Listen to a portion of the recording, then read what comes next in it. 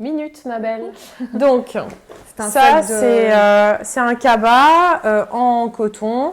Oui. Et c'est la marque Rive Droite qui fait ça. Et moi, j'adore les filles de chez Rive Droite parce que D'accord. elles font un travail autour de l'upcycling qui est hyper intéressant.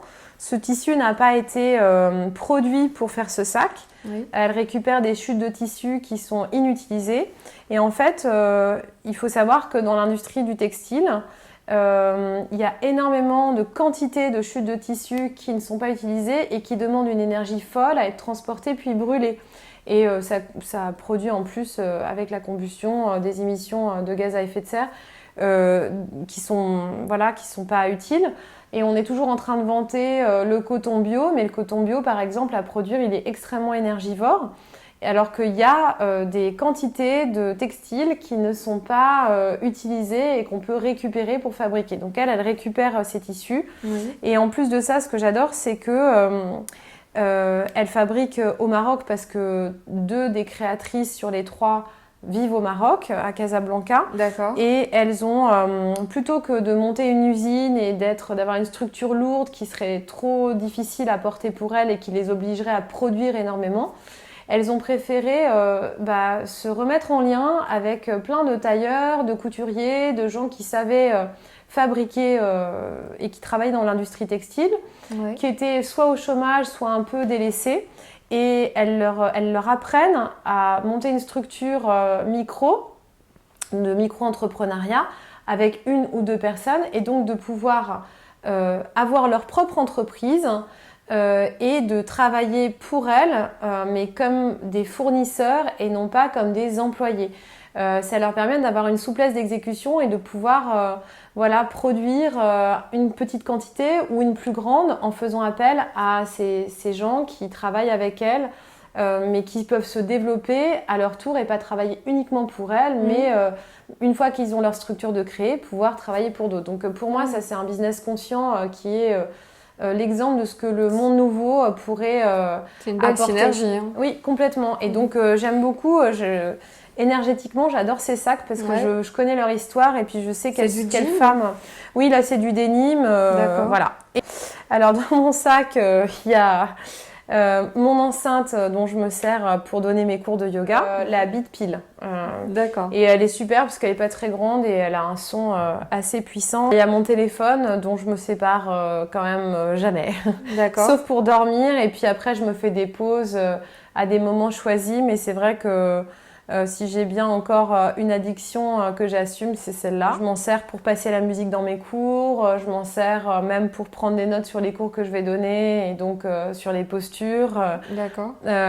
Et puis évidemment, comme je suis très active sur les réseaux sociaux, il est quasiment toujours avec moi. Est-ce que ça a été facile en fait de passer du métier de journaliste à professeur de yoga? Est-ce que tu es encore un peu journaliste, tu dirais? Non, j'écris plus du tout pour la presse écrite et depuis 2017. Ce qui a été difficile, ça n'a pas été de quitter la presse écrite, parce que ça s'est fait par étapes. Et oui, évidemment, ça m'a fait très peur de quitter un magazine prestigieux, le magazine du Monde. Effectivement, l'une des raisons qui m'a permis de me libérer complètement du travail que j'avais, qui était valorisant et valorisé par mon entourage et la société dans laquelle j'évoluais, c'était de me dire, aujourd'hui, je vais choisir de vivre pour moi. Et au-delà de ce que mon père ou qui que ce soit d'autre aurait pu en penser et de me dire je suis fière d'eux. J'ai un livre que je suis en train de lire qui s'appelle Pour une révolution délicieuse d'Olivier Rollinger, qui est un homme qui compte beaucoup pour moi. Tu en parles dans ton livre aussi, c'est très beau son histoire. Il est assez incroyable. C'est fort, hein. C'est un chef qui a créé les maisons de Bricourt, qui sont à la fois un restaurant, un hôtel. Aujourd'hui, c'est son fils Hugo Rollinger qui cuisine. Et puis, il a créé des compositions d'épices. Il continue à créer des épices un peu comme un parfumeur. Et il ne se destinait pas du tout à ça, en fait, cet homme. Il se destinait à faire des bateaux, des moteurs de bateaux, à devenir ingénieur. Et puis il se trouve que la vie l'a fauché quand il avait une vingtaine d'années. Il s'est retrouvé agressé sans raison par 5 hommes qui avaient entre 13 et 18 ans. Et et qui se sont jetés sur lui sans raison et l'ont battu suffisamment violemment pour le laisser quasiment pour mort dans la rue. Et il s'est reconstruit et à l'issue de ça, sa vie a totalement changé. Et on parlait de choix tout à l'heure, mais je crois qu'on sent en fait à quel point lui, il a choisi la vie. Il a choisi la joie. C'est en fait. J'adore cette phrase qui dit je me suis promis que je n'allais plus jamais laisser desserrer la main de l'enfant que j'avais été. Et donc de croire en des rêves vraiment immenses. Et c'est en ça que lui, il est très inspirant parce qu'il aurait très bien pu choisir de la plainte pour tout le reste de sa vie et puis se dire que c'était injuste. Et finalement, il parle de cette épreuve qui a été d'une violence inouïe, comme d'une chance de prendre conscience très tôt que tout était précieux et qu'il faisait partie de l'univers tout entier. Et il le raconte extrêmement bien. Et je pense que en fait, il y a des gens qui sont des maîtres spirituels sans le savoir.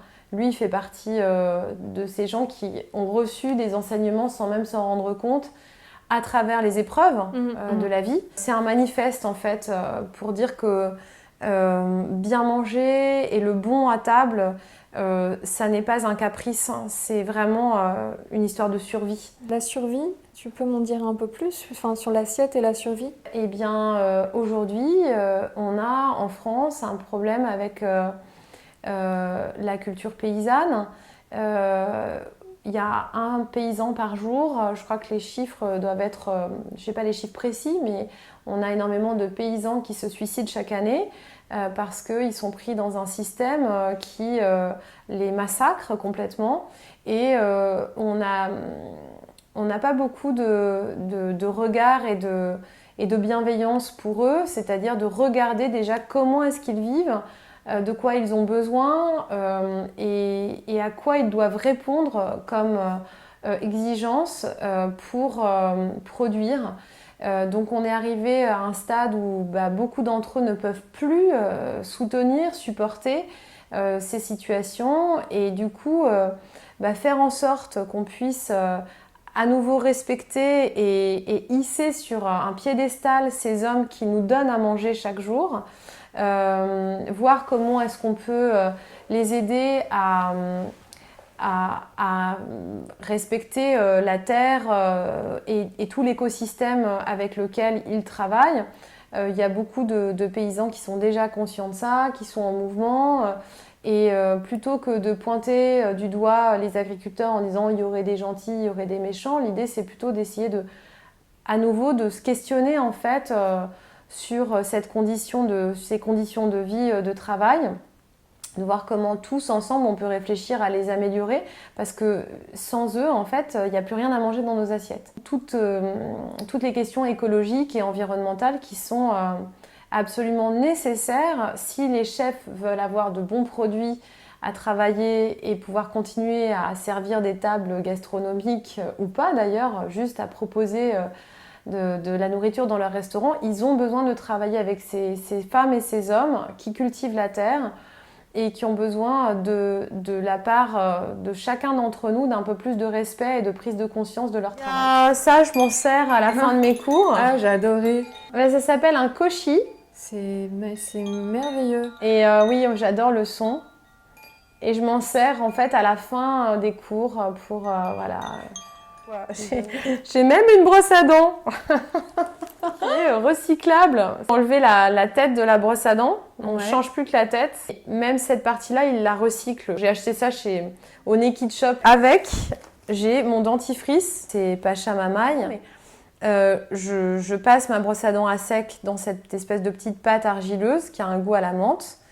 Et ensuite, je la mets sous l'eau, je me brosse les dents, ça mousse. C'est un très bon goût. Quand on a terminé cette pâte-là, on peut racheter juste la pâte et pas le contenant. J'ai une trousse parce que je suis toujours en train de noter des trucs dans mes cours. J'ai une paire de lunettes de soleil. J'ai un baume pour les lèvres, j'en fais une grande consommation. Moi, je me maquille quasiment plus, c'est assez rare. Là, j'ai quelque chose sur mes lèvres, mais sinon, je mets rien. Suzanne Kaufmann, une Autrichienne qui a monté une marque bio et j'en ai même deux. Voilà. J'ai des sous, Oui, j'ai un porte-monnaie. Voilà. Justement, alors, quel est le rapport à l'argent maintenant? En tout cas, j'ai réussi à comprendre que, encore une fois, se sentir dans l'abondance, c'est très subjectif en fait. À une époque, je pense que l'idée que je me faisais de l'abondance et de la richesse, c'était d'avoir un très grand appartement dans la ville où je travaille, et puis d'avoir une maison de vacances avec une piscine, d'avoir, j'en sais rien, une voiture, ou enfin la possibilité de partir tout le temps en voyage. Ça faisait partie des choses que je m'imaginais être le signe de l'abondance et de la richesse. Aujourd'hui, je gagne moins d'argent que lorsque j'écrivais des dossiers où je faisais du conseil pour des marques de beauté. Et pourtant, je me sens beaucoup plus riche. Oui. Alors, ce qui a changé, c'est que je dépense beaucoup moins d'argent. Donc, j'en gagne moins, mais j'en dépense moins. Ce qui est amusant, c'est que je ne suis pas du tout triste en fait. Je ne suis pas en manque. Avant, je mettais des sous de côté dans l'éventualité de. Aujourd'hui, je ne mets pas beaucoup de sous de côté. On verra bien ce qui se passera. J'ai plus vraiment de peur en fait par rapport à l'argent. Je me sens portée, soutenue. Je suis très contente de la manière dont se passent les cours. Du succès et de l'accueil, du succès autour de l'accueil du livre qui vient de sortir. C'est très encourageant. Ça me permet de me sentir sûre de mes choix et de pouvoir continuer à dire non quand c'est pas en lien avec mes valeurs. Parce que j'ai remarqué une chose, c'est que quand je dis non et que je choisis vraiment le non, il y a toujours des projets beaucoup plus intéressants qui viennent en fait, qui me viennent à moi juste après. Mais effectivement, il y a plein de tickets de métro parce que je ne prends pas de... J'ai passé des années à prendre des taxis et je suis hyper contente d'avoir réussi à comprendre qu'il y avait un moyen plus rapide, plus efficace, beaucoup moins cher et beaucoup plus écologique qui est le métro. Même mes moyens de déplacement dans Paris ont beaucoup évolué avec ma pratique du yoga. Très bien. Bah, écoute, Lily, merci. Merci. On était dans ton bureau. Ouais. Et puis, qu'est-ce qu'on peut te souhaiter pour la suite? En tout cas, je me souhaite à moi-même de rester alignée avec mon intuition. Voilà. D'accord, ce sera le mot de la fin, l'intuition alors. Oui, absolument. Bonne journée. Merci.